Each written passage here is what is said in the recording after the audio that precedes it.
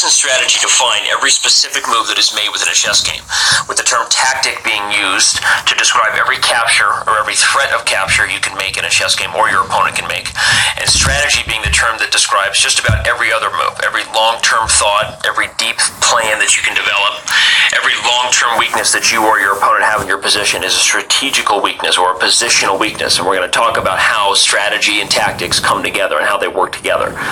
And you better buckle up, because in the next 15 minutes we're going to jam-pack so much information into this video. It's going to move fast, it's going to be a bumpy ride, but I'm going to guarantee you results that will change your chess life.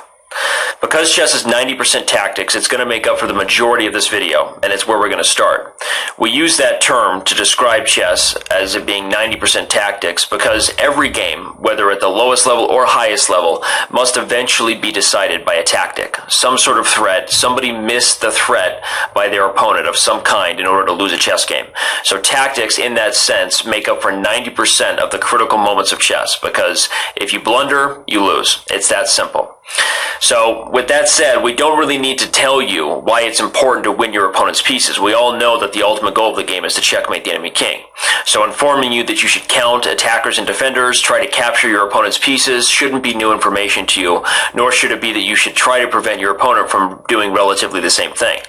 But what we like to do is show you the basic and critical tactical patterns you should be aware of when you play your games. Now, these are the most fundamental because we can't fit everything into this small video. What we can do is tell you that every tactical pattern, even the most advanced, are in some ways more advanced versions that are just built on top of these fundamental and critical themes that we're going to show you here today. So let's go ahead and jump right in with the first tactical pattern, that being the double attack or fork. A double attack is arguably the most common type of tactical pattern that occurs in a chess game. Essentially, the principle is simple. You move one piece to attack two enemy pieces at the same time, thus leaving your opponent in sometimes an impossible situation when it comes to defending both pieces. Here we see a very simple version, a very commonly used version to highlight the principle of a double attack. The white rook moves to f7, attacking both the knight and the bishop at one time, and white will win material shortly. A fork is the term used to describe a double attack by either the knight or the pawn. Here we see two forks in action, with the knight having the ability to move knight to e7 check, forking the king and queen, as well as we see the pawn with the ability to move forward, forking the two knights.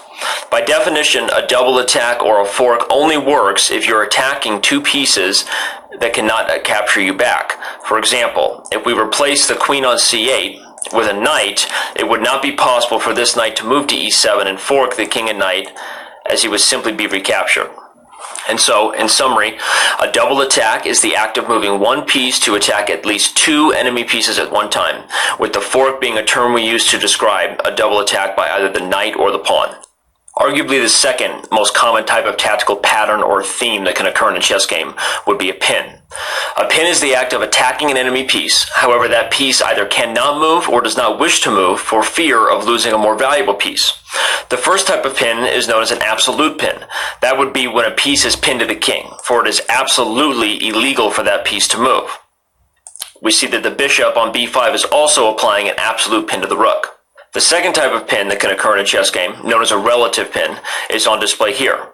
We see the bishop attacking the knight on f6, and though that knight might like to move under certain circumstances, it would be ill-advised to do so as long as there is a queen standing behind it. Though it is not illegal for the pinned piece to move in a relative pin, it is normally not going to happen because moving the lesser valued piece would immediately result in the loss of a greater valued piece. A relative pin can also be a very powerful tool, though it is not as forcing of a tactic as an absolute pin. To quickly show you one practical example where a relative pin can occur very early on in a chess game, we can review the Queen's Gambit Decline, which is an opening we quickly went over in the Everything You Need to Know video about the opening stage, with both sides developing their pieces to either attack and defend the pressure point on d5. White applies a relative pin as early as move 4, with the sole purpose of putting pressure on the key knight that guards the center.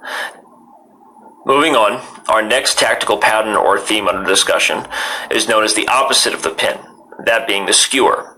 The skewer is the act of attacking a more valuable enemy piece so that when that piece moves, you can win or capture whatever piece is behind it, whether that be an equal or lesser valued piece. In this position, we see that both white and black have the ability to skewer the opponent, depending on whose move it was, with both sides moving the rook over to check the king, and after that king is forced to a safe square, the rook would remain en prise for the opponent to capture. To see it in action, white moves over and takes the free piece. A skewer can also occur by attacking the queen and then taking whatever piece remains undefended after the queen must find safety. Though it is arguably not as forcing of a tactic as it is to attack the king and give check, you see that it can be just as powerful to attack the queen, as either she must be lost for a lesser valued rook, or find safety and allow the worse rook takes e8 checkmate. One final very common type of skewer occurs at the end of a pawn race, with both sides pushing their pawns to promote toward a queen. Here we see that though black has won the race, with an awkward king, white is able to promote and immediately apply a skewer along the diagonal, winning the undefended piece behind it. It should be noted that only the long-range pieces, being the queens, rooks, and bishops, are capable of applying pins or skewers. Let's move on. We now already begin to see tactical patterns repeat themselves, at least in some small manner. Here we're learning the discovered attack or check. In this position, white has the ability to move this bishop, unleashing a check by the rook on d1 to the king on d8, and at the same time applying an attack to the queen. By definition, this could be known as a double attack, just like the previous example we've already given. However, it's a more advanced version of the same type of theme. We are attacking two pieces at once, but we've only been able to do so in this manner because we unleash the attack of another. A discovery is the act of moving one of your own pieces to unleash a piece that otherwise would not be attacking the enemy. The most powerful type of discovery would be a double attack. As you can see here, that moving the bishop to any random square would also be a discovered check. However, finding the most valuable square for the bishop, that being one that attacks the enemy queen, makes perfect sense.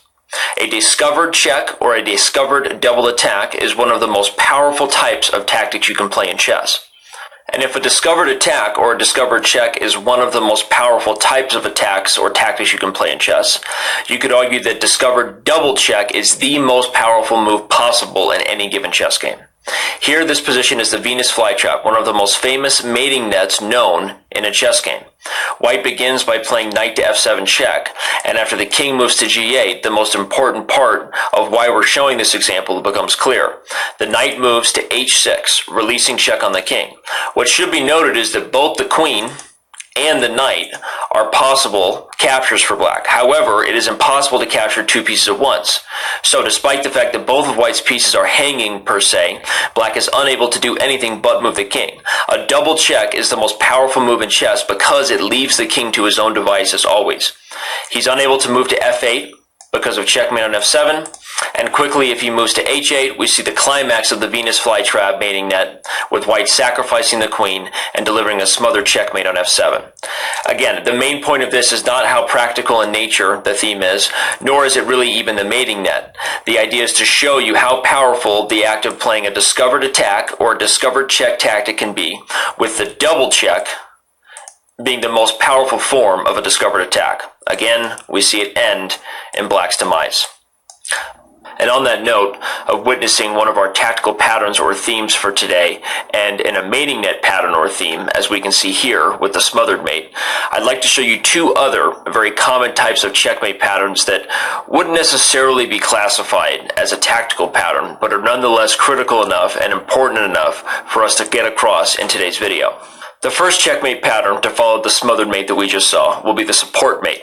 A support mate by definition is the act of moving your queen up close and personal with the enemy king to give checkmate, where the queen finds herself supported by one other piece of the same color.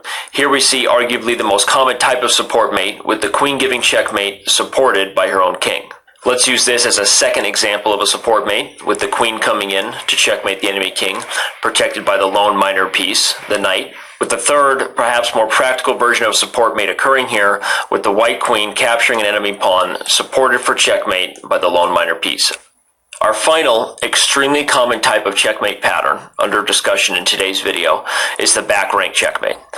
The back rank checkmate is often the climax of many different types of combination and tactical ideas that you can play in a chess game. And it occurs on either the 8th or 1st rank, depending on which king is being checkmated, when the enemy king is attacked by a lateral piece, either the rook or queen, and the king is unable to escape due to the fact that he's blocked in or imprisoned by his own pawns. A back rank checkmate can be easily avoided by a simple pawn push. However, in many complex games, often a player does not have time to make such a move. So we see the back rank as a common weakness and the subject of many different types of checkmate combinations. In conclusion, that wraps up the tactical themed and checkmate pattern portion of this video. Strategy was perhaps defined best by former world champion and father of the Soviet chess school Mikhail Botvinnik, when he said, "Tactics are the servant of strategy." What he meant precisely is that though tactics make up for 90% of chess, and you will need to use tactics in every critical moment, you will receive good tactics by understanding the strategical nature and the long-term features of every position you play. Like discussing all the tactical themes, it would be impossible for us to lay out every strategical concept within the remaining few minutes of this video. So instead, we'd like to point out what you need to be aware of when you play your games, as far as what the long-term and basic strategical features are of just about every chess game you play. To start out, let's review something we talked about in the first video. Every one of your pieces has a starting value, the rook being 5, knights and bishops 3, and the queen being worth 9.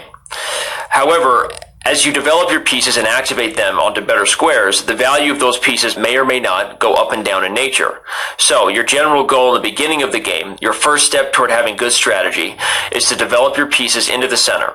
As we pointed out, all of your pieces will do better when they are on their most active squares, and active pieces lead to good tactics. So, your first strategical tip is a very general one, and it requires no movement of the board.